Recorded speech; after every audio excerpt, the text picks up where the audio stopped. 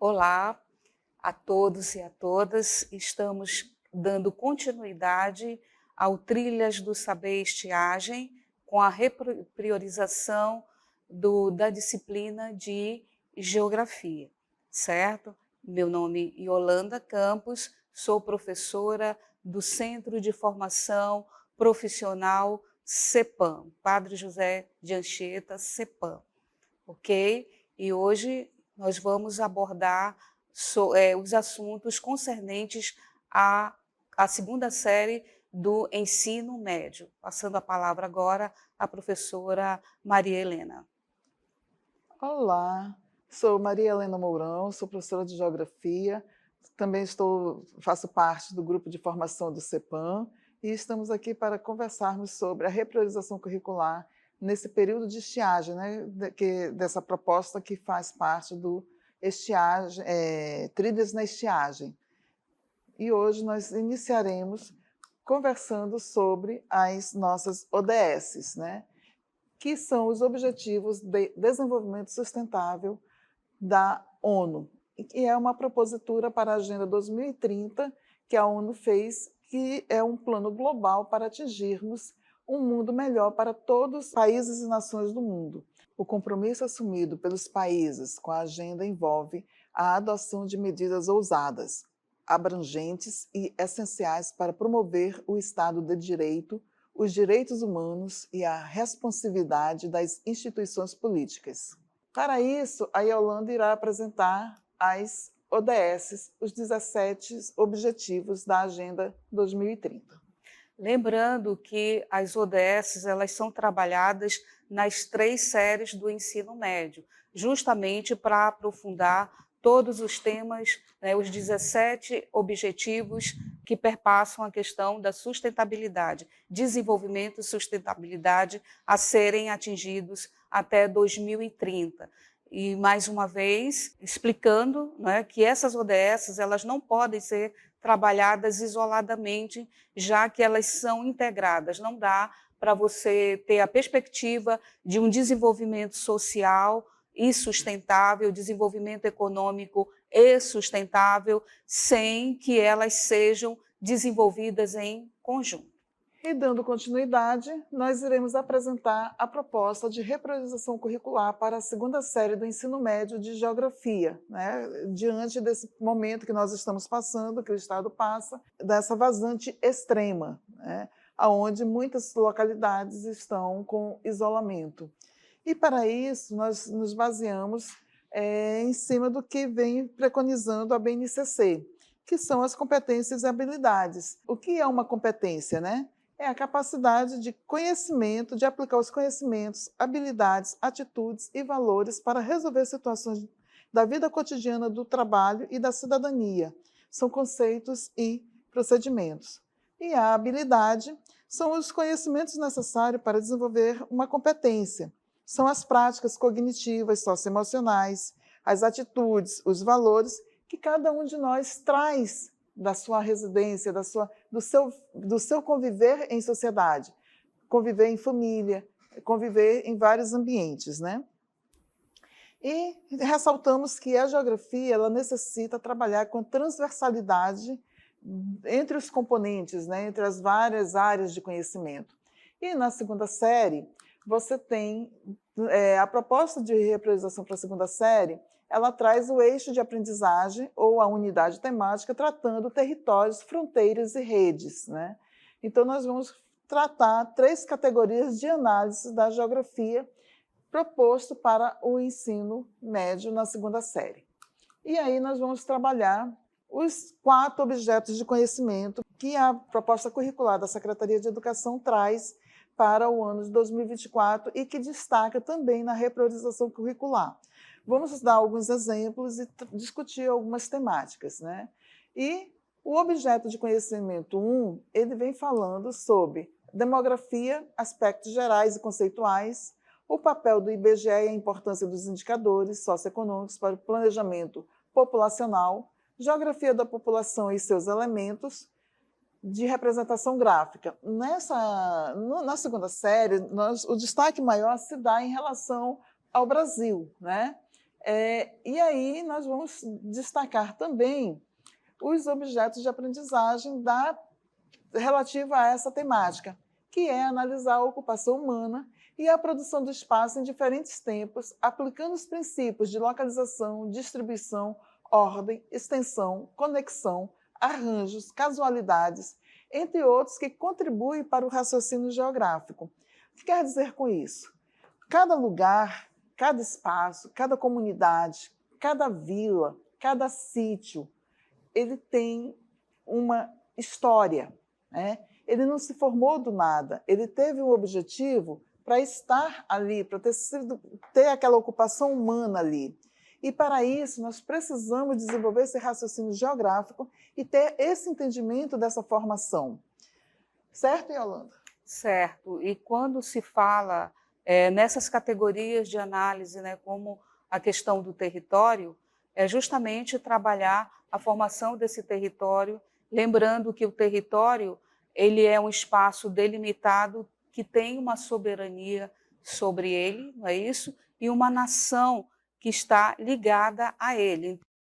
Enfatizando que Jean Gottman ele fala dessa relação da sociedade com o seu território, e que existem iconografias que fazem com que a sociedade tenha esse sentimento de pertencimento ao território.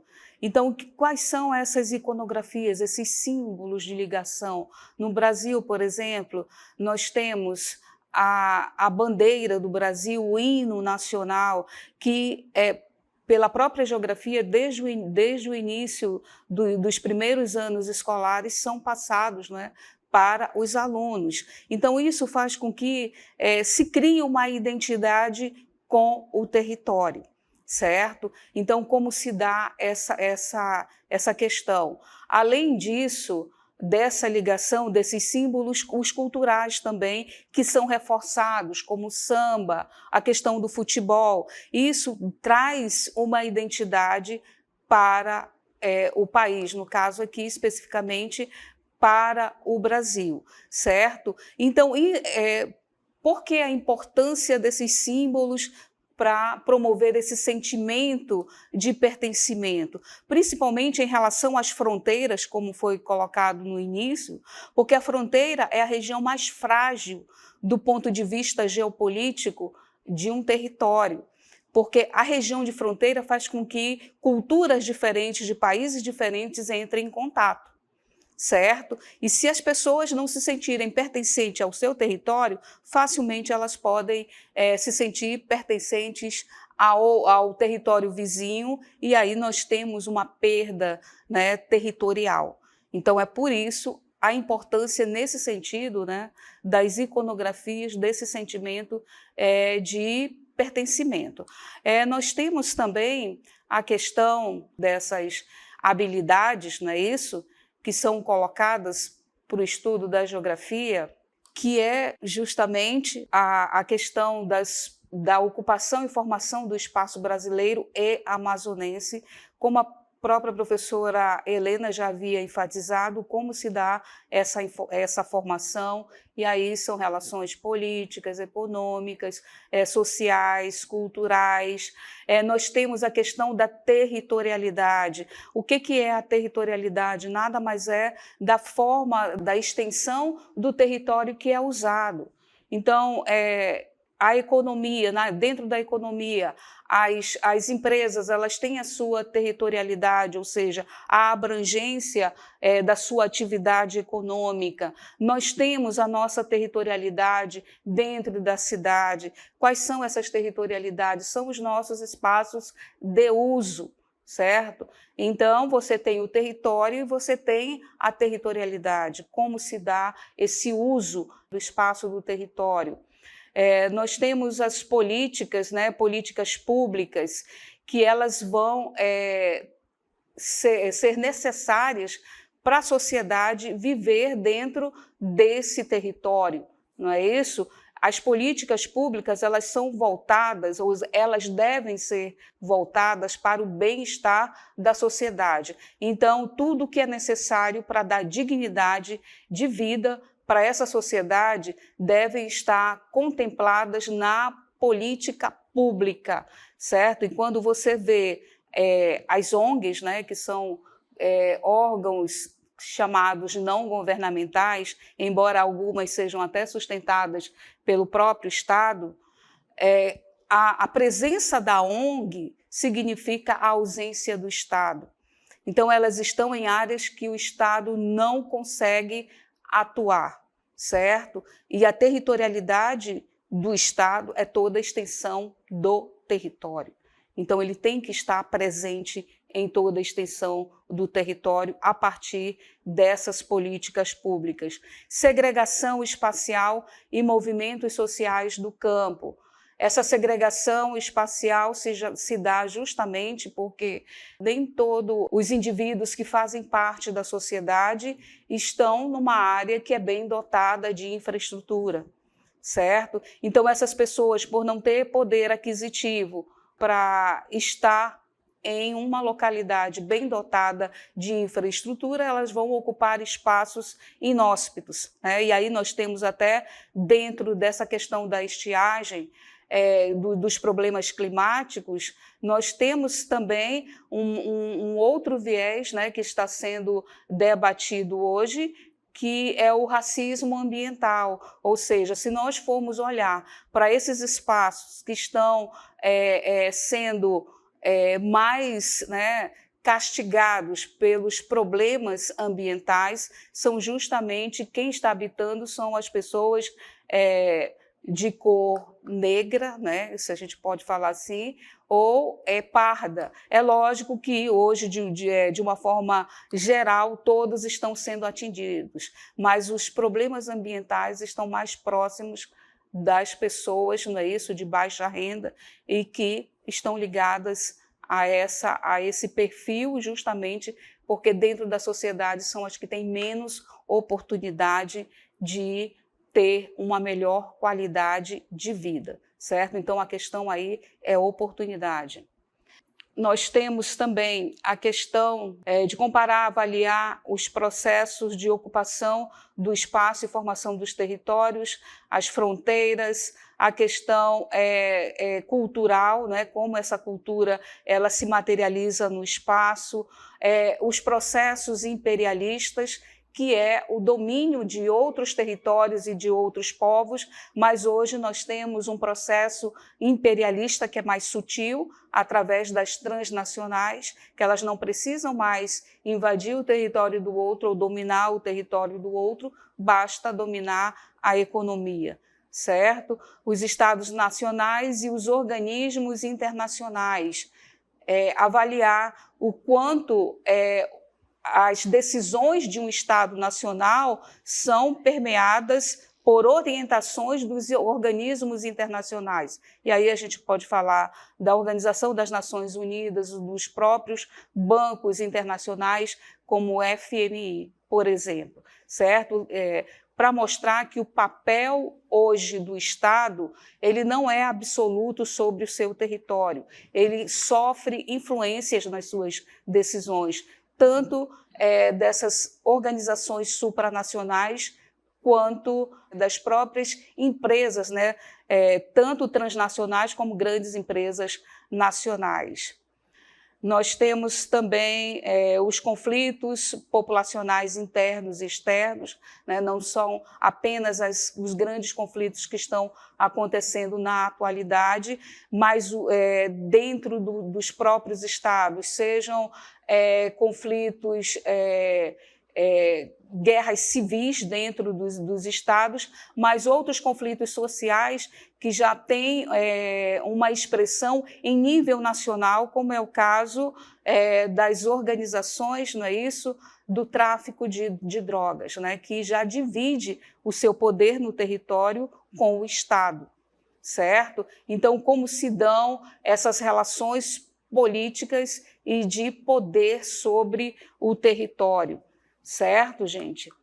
E a diversidade étnico-cultural, que cada vez mais há essa necessidade de se ter alteridade, ou seja, de conhecer que o outro é diferente e de respeitar o outro em sua diferença, não é isso? E não para que nós tenhamos uma sociedade realmente, plenamente, genuinamente desenvolvida e extirpar da nossa sociedade os males como o preconceito. Dando continuidade, uma outra habilidade que os alunos do ensino médio da segunda série precisam compreender é o processo de produção do espaço amazônico, a sua paisagem e a formação do seu território. É complexo nós falarmos do Amazonas, né, do espaço amazônico, porque nós temos várias Amazonas, vários espaços amazônicos. Nós temos a Amazônia Internacional, que compreende os países como Colômbia, Venezuela, Bolívia, Guiana, Suriname, que faz parte da Amazônia Internacional, ou Pan-Amazônia. E aí entra a questão do território e fronteiras. Nós temos a Amazônia enquanto região norte, que envolve 9 estados. Nós temos a Amazônia enquanto bioma, que ela vai compor uma parte do Maranhão, que pertence ao Nordeste, ela vai compor uma parte do Centro-Oeste, como a questão do estado do Mato Grosso do Sul, que tem uma parte desse bioma, com uma outra característica, mas compõe o limite do bioma Amazônia. Nós temos o próprio Amazonas, enquanto estado, ele possui sérios problemas de locomoção. Nossas estradas são os rios. Então, de certa forma, nós temos um isolamento interestadual, intermunicipal, internacional. Você chega e você sai de muitos municípios do estado por meio dos rios. E, nesse momento, os nossos rios estão secos. Como é que nós vamos nos locomover? E aí nós vamos ter o quê? O estudo da paisagem, compreender essa dinâmica da paisagem, compreender essa dinâmica climática. Como eu falei na nossa primeira gravação, para os alunos da primeira série, nós convivemos anualmente com as cheias e as vazantes dos nossos rios. Porém, de uns 10 anos para cá, nós estamos vivenciando vazante extrema, com isolamento quase que total, e cheias extremas. Então, são 2 viés de um mesmo fenômeno. E quando comparado com o resto do Brasil, esse fenômeno se agrava, porque tem regiões que não são acostumadas a vivenciar isso.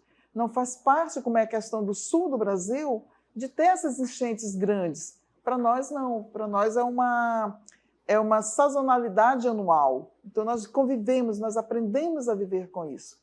E aí você pode trabalhar as questões da paisagem, do território, das fronteiras, né? E comparar com as outras, com o Brasil e com o mundo, nessa questão das redes, né? Das transnacionais, na questão da globalização. Né? E isso são habilidades que você vai desenvolver no seu aluno na segunda série. E que também faz parte que esse estudante compreenda e analise a formação histórica e geográfica do espaço Amazônia e todo o seu processo de ocupação territorial. Quem eram os nossos primeiros habitantes? Os povos tradicionais, né? Então, eles não tinham essa divisão socioespacial que nós temos hoje. E eles andavam livremente aqui. Chegaram os colonizadores, primeiro os espanhóis, depois os portugueses, e assim foram, os franceses, holandeses. E hoje nós chegamos na década de 30, vieram para cá italianos, japoneses, né? Tanto que a juta aqui no Brasil, o Japão criou uma universidade para a produção da juta, né? E vieram onde? Desenvolver aqui no Amazonas. Ficou uma parte no Médio Amazonas e no Baixo Amazonas, principalmente centrada em Parintins. Isso também é uma formação histórica e geográfica do espaço amazônico. Como é que nós ocupamos esse espaço hoje? Você pode olhar para o seu município e ver como é que ele foi fundado. Japurá era um laranjal, era um grande território, né? E ele acabou se tornando o município de Japurá. nós tínhamos, na época áurea da borracha, vários seringais que deram origem a alguns municípios, né? Então, você pode explorar essa ocupação territorial a partir do seu contexto local. E isso ajuda muito.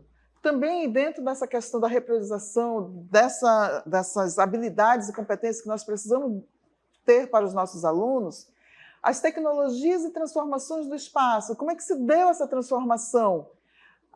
Temos como aliado as TEDx, né, como ferramenta de monitoramento ambiental, a questão do agronegócio, da agroindústria. Esse agronegócio e essa agroindústria, ela já está na nossa região, principalmente ali na região do sul amazônico, com a questão de Apuí, Boca do Acre, Humaitá, Lábrea. Você consegue visualizar esse agronegócio, né, na produção tanto de grãos, como na produção de carne, na produção bovina, caprina, né? Está presente no nosso dia a dia. Mas e os outros municípios, professora, como é que fica essa questão do agronegócio? Nós temos no Médio e Alto Solimões a questão da exploração do pescado, do peixe liso, que ele não é comercializado dentro da nossa região, mas ele é comercializado para exportação, mercado internacional. Como é que se dá isso?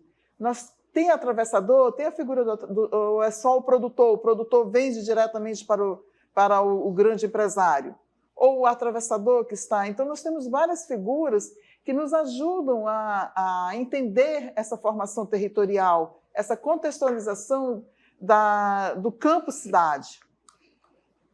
Temos também, com isso, nós vamos fazer o quê? Analisar e avaliar os impactos que as tecnologias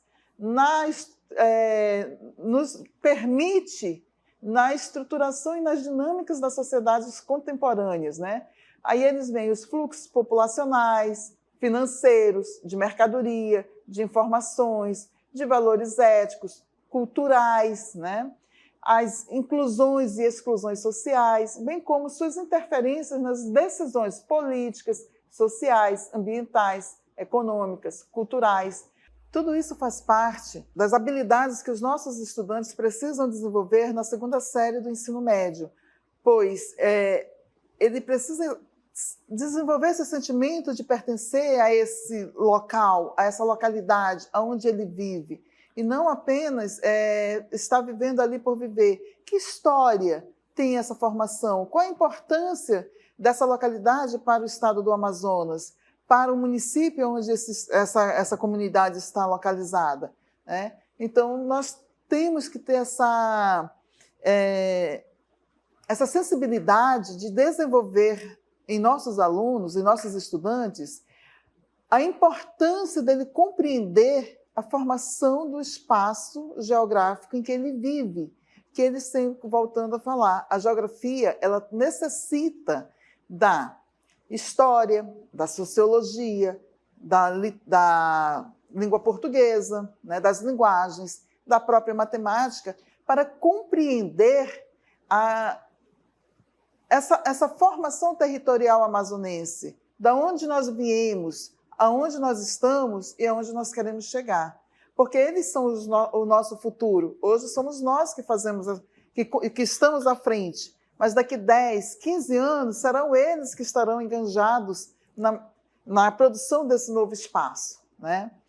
E aí, o que você acha, Yolanda? Exatamente, Helena. Em relação a esse espaço amazônico, né, nós tínhamos outras territorialidades que eram as territorialidades dos povos originários, né, os famosos cacicados, aqui especificamente na região amazônica, e que foram invadidos, né, pelos colonizadores que deram uma outra configuração espacial, não só para a nossa região, mas para todo o território brasileiro.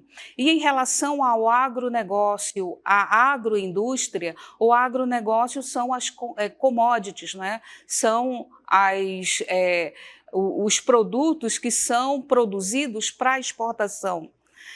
E a questão da agroindústria é você já ter essa relação direta da produção sendo direcionada diretamente para a indústria, por exemplo, um laranjal, a produção de laranja ser vendida diretamente para as empresas que produzem suco de laranja. E aqui no Amazonas nós temos esse exemplo em relação a indústrias de refrigerantes que já têm a sua propriedade para a produção de guaraná, por exemplo. E isso nós chamamos de verticalização da produção industrial, onde a empresa ela tem o controle de várias etapas da produção. Então, verificar isso. Outra questão também, já que nós estamos falando de extremos climáticos, é fazer o link da agroindústria, do agronegócio com as áreas de maior estiagem no estado do Amazonas. Nós vamos verificar que são essas grandes propriedades que causam queimada, não é isso? Que utilizam em maior quantidade os recursos hídricos, verificar quem são esses agentes sociais que estão diretamente relacionados a esses problemas ambientais. Helena, com você. E aí, dando continuidade a essa repriorização curricular, nós vamos trazer algumas sugestões metodológicas, porque cada professor ele conhece a sua realidade. Nós, aqui na cidade, a nossa visão nós conseguimos chegar na escola, mas você que está aí numa localidade onde a aula se tornou aula em casa, devido à dificuldade de locomoção desse estudante para chegar até a escola, né? Então, nós trouxemos algumas sugestões metodológicas para vocês, como organizar um júri simulado para debater as teorias demográficas, pesquisar os aspectos sociais e demográficos de países da América Latina, utilizando o site do IBGE, países, né? Nós temos o IBGE, Instituto Brasileiro de Geografia e Estatística, que ele é um site que está agora em tela, aparecendo para vocês. Você pode pegar todas as informações de vários países que você necessita. Ele é um link gratuito, você não precisa fazer cadastro, você pode acessar livremente, e ele tem as informações oficiais do nosso estado. É o IBGE que é responsável pelo censo demográfico, e todo ano ele atualiza esse censo a partir da PNAD, que é a pesquisa por amostragem de domicílio, né? Você sabe que o censo ele é promovido a cada 10 anos. Então você tem uma realidade, uma atualização real de como está esses indicadores aqui no Brasil a partir dessa pesquisa. Você também pode pesquisar as taxas de fecundidade, natalidade, migrações na confluência dos seus bairros, né? Aqui tem um exemplo do Brasil que o IBGE trouxe. Você pode também pedir que os seus alunos tragam informações da sua residência. Quantas pessoas tem na sua casa? Qual a idade, qual a faixa etária, né? Tem grávidas, tem criança de colo, tem idosos. Qual é a renda salarial da sua família? Você perguntando isso do seu aluno, você já está trabalhando esses indicadores. E a partir daí você pode montar uma tabela e fazer as taxas de fecundidade total. Você pode comparar o teu município, a informação que o teu aluno está trazendo, com a informação que está no IBGE, porque você vai encontrar essas taxas lá no IBGE, né? A taxa de natalidade, quantas grávidas, né? Mortalidade, quantas pessoas morrem por dia, por mês, por ano, né? As taxas de comércio, você encontra quantas empresas são abertas, microempresa, macroempresa, quantas são fechadas. Você encontra também o PIB, você tem todas essas informações dentro do site do IBGE, tanto do Brasil como dos países da América Latina. Você também pode expor painéis com imagens fotográficas. Aqui nós demos a sugestão de imagens de jornais, revistas, internet com problemas sociais, mas você também pode pedir do seu estudante que ele tire foto da realidade onde ele vive. E aí você monta um painel com essas fotos e a partir daí você trabalha esses indicadores, você trabalha esses objetos de conhecimento, de aprendizagem, a partir da realidade local, comparando com os dados que você vai trazer, né? Você pode, como eu falei, você pode organizar o censo entre os educandos para saber quem é migrante e por que migraram, para saber quem realmente nasceu ali naquela localidade, né? Se tem, nós temos uma grande leva de venezuelanos, colombianos, haitianos, por que eles vieram para cá? Muitos, por que estão ali na região do Médio Amazonas, do Baixo Amazonas, Alto Amazonas? Por que foram para a calha do Rio Purus ou para a calha do Madeira? Então, assim, são informações que você pode solicitar que teus alunos tragam e, a partir daí, seu ponto inicial dos objetos de conhecimento que você vai trabalhar com eles em sala. Outra questão que a gente pode trazer como avaliação são a apresentação de seminários interdisciplinar articulado com história sobre a formação territorial brasileira, discussões sobre a divisão regional do Brasil. Nós temos a divisão do IBGE, né, usando o Amazonas. O Amazonas temos a Constituição do Amazonas, que distribui o Amazonas em calhas. Nós temos a distribuição do IBGE, que são micro-regiões que eles dividem. Então, nós temos várias discussões, formações territoriais, né, divisões regionais dentro do próprio Brasil. E aí você vai trazendo desde o período da colonização até a atual. Olha, aqui nós trazemos algumas, da capitanias hereditárias, que é o primeiro mapa, que quando só pertencia uma parte do Brasil, a outra parte pertencia à Espanha. Né? Então, você vai tendo várias divisões do Brasil em relação à América do Sul, do Brasil em relação ao mundo. Né? Você tem realização de pesquisa, pode realizar leitura, produção de texto, debate. Você pode utilizar o nosso bom e velho livro didático, né? Porque você sabe, em último caso, é o recurso que você vai ter em mãos, e esse menino tem acesso a esse livro. Só procure atualizar, tente informar, que às vezes tem um livro que já está fora por exemplo, esse que eu tenho aqui, ele já está vencido, né? Mas ele ainda é um livro atual, ele ainda tem informações que, se eu for no site do IBGE ou outros sites oficiais, eu consigo atualizar a informação e ele continua valendo. Isso aqui está acessível aos estudantes. Né? Nós podemos também trabalhar a leitura e análise de notícias extraídas de sites, de revistas, jornais digitais, né? Ou jornais impressos antigos, que tem pessoas que guardam, identificar os problemas sociais e econômicos que afetam as diferentes regiões, relacionar essas questões, como se diz? Essas questões sociais e econômicas com a Agenda ODS 2023 para a Agenda de 2030. São 17 objetos de conhecimento, 17 objetivos da ODS. Esses 17 objetivos, eles estão contemplados durante o ano letivo vigente da segunda série. Cabe ao professor fazer essa correlação, fazer essa leitura, né? Como é que eu posso trabalhar isso? Então, eu estou trabalhando erradicação o primeiro objetivo, se não me falha a memória, é erradicar a pobreza. O que eu vou trabalhar com erradicar a pobreza? Os indicadores. Indicadores, natalidade, mortalidade, taxa de crescimento vegetativo, taxa de mortalidade, PIB. Então, correto? Uhum. Então, assim, pode ir. Então, dando continuidade, lembrando que essas questões, né, relacionadas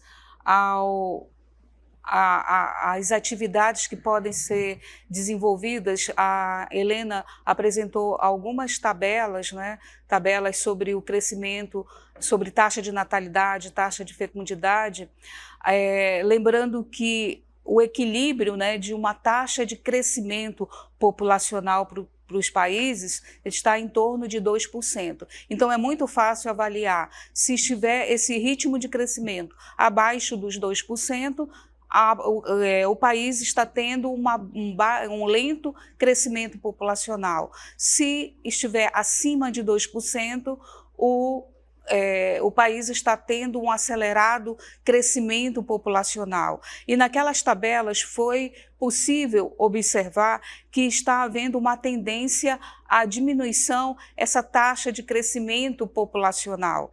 E aí uma atividade muito interessante para fazer com os alunos, que aí demanda pelo menos uns 2 dias, você lança a atividade para eles fazerem e trazerem no outro dia, que é perguntar, por exemplo, quantos filhos os avós deles tiveram, quantos filhos os pais deles tiveram e quantos filhos eles pretendem ter. Só nessa enquete você vai verificar que se comprova essa tendência da diminuição ou da desaceleração do crescimento populacional em nível mundial, certo, gente? Então, são ações práticas que você traz para o cotidiano do aluno para ele não sentir que aqueles dados estão tão distantes da realidade deles, que faz parte do cotidiano. E aí nós temos mapear, né, tipos de indústrias no mundo, discutindo o papel delas no desenvolvimento econômico dos lugares onde se instalam, dando destaque à guerra dos lugares defendido por Milton Santos. Em outras palavras, por muito tempo a indústria foi a força motriz para o desenvolvimento de algumas cidades. Hoje, as grandes cidades, as metrópoles, elas nasceram desse processo de industrialização que promoveu um outro processo que foi o de urbanização. Hoje, isso já não dá mais conta de explicar a realidade das grandes cidades hoje. As metrópoles sobrevivem com outras atividades econômicas muito fortes na área de serviços, né, setor terciário, também tem outros setores da economia, como o setor financeiro, que tem alavancado a economia dessas grandes cidades, certo? E como nós falamos no terceiro, sobre o primeiro ano, da questão da industrialização, sobre os mapas temáticos. Então, um mapa temático da industrialização traz essa informação, quais são as áreas mais industrializadas do mundo, mas quais foram os fatores que provocaram essa industrialização, quais foram os fatores políticos, quais foram os fatores econômicos, quais foram os fatores sociais, porque quando você implanta uma indústria em um determinado lugar, você não implanta de uma forma aleatória. Existem vários fatores que esses empresários vão avaliar para implantar a sua indústria. No caso do Amazonas, por que a Zona Franca foi instalada no Amazonas, que geograficamente tem uma posição geográfica desfavorável, e não foi em Belém, por exemplo, certo? Então, são questões que podem ser levantadas com a questão da industrialização. E aí, dando continuidade nessa parte da industrialização, você pode trabalhar o polo industrial de Manaus, ou como é o caso de Iranduba, que tem um polo de produção de tijolos, né, de telhas de barro, bem acentuado. E você pode verificar no município onde você reside se tem algum polo de industrialização, se você tem algum manejo. Essa área aqui do Médio Solimões, nós temos a produção do açaí para exportação, a questão, volta a falar do peixe liso. Então, tudo isso vocês podem mapear a partir da realidade de cada um. Também pesquisar o comércio local, as informações registradas no produto, tal como local de origem, a fim de entender a distribuição espacial. Peça para o seu aluno verificar de onde veio o quilo de arroz que ele comprou lá no açougue, de onde foi, qual a procedência da carne, do açúcar, né? De onde está vindo, isso está na embalagem. Realizar atividade de pesquisa que possibilite a identificação das indústrias instaladas no país emergente, bem como a localização em mapa de alguns desses polos industriais, né? Mapear e distribuir as indústrias, e aí você tem o site do IBGE para fazer isso. você pode ver que, por esse mapa que nós estamos trazendo, que a região sul e sudeste ela tem uma concentração grande de indústria. Já para o norte e nordeste, e uma parte do centro-oeste, ela já não é tão espacializada quanto na região sul e sudeste, que aí é a questão das guerras dos lugares, né? Também podemos desenvolver atividades interdisciplinares nas áreas de ciências da natureza e humana, como a questão da natalidade, mortalidade, a questão da influência do espaço natural na saúde, que é um outro indicador, né? A questão do clima em relação à natalidade. Existe uma teoria que diz que quanto mais quente, mais filho você tem, né? Quando o lugar é mais, né, Yolanda? Quando o local é mais quente, a localidade é muito mais concentra o calor, a ação de você ter mais filhos é bem maior do que quando você está numa região mais fria. Então, são questões que você pode ir trabalhando a interdisciplinaridade. E com isso, você, além das ciências da natureza, você também pode utilizar a matemática como apoio, né? Porque isso aí são dados matemáticos.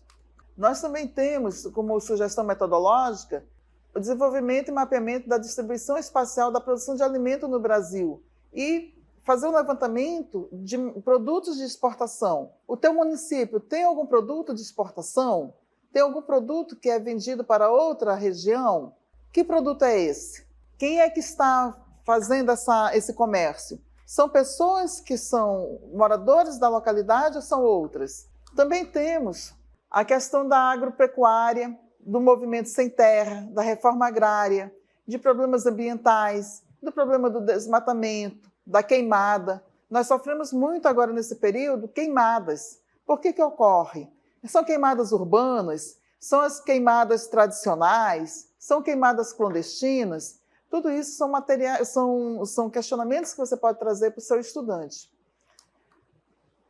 Aqui a gente traz alguns mapas e o próprio, como volto a falar, o próprio livro didático, ele é uma fonte de pesquisa. E você tem o livro de traz mapeamento dos principais desastres ambientais.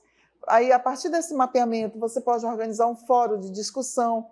E se você tem contato com o aluno, ótimo. Se você não tem, abra um fórum de discussão no WhatsApp, né? Abra um fórum de discussão em uma rede social que esse aluno possa ter acesso.